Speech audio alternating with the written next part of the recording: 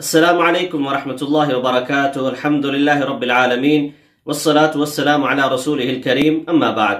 سیدنا انس بن مالک رضی اللہ عنہ بیان کرتے ہیں، نبی صلی اللہ علیہ وسلم نے فرمایا، من صلی صلاتنا، جس شخص نے ہماری نماز کی طرح نماز ادا کی، واستقبل قبلتنا، اور ہمارے قبلے کی طرف منہ کیا، وَأَكَلَ ذَبِيحَتَنَا، اور ہمارا ذبح کیا ہوا جانور اس نے کھایا، تو اسے کیا ہوگا؟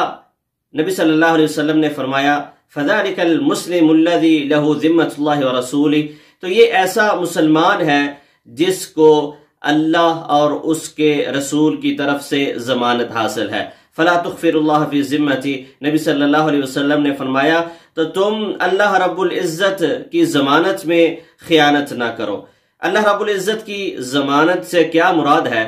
اللہ رب العزت ایسے شخص کی سب دشمنوں سے حفاظت کریں گے، اس کو اپنے حفظ و امان میں رکھیں گے۔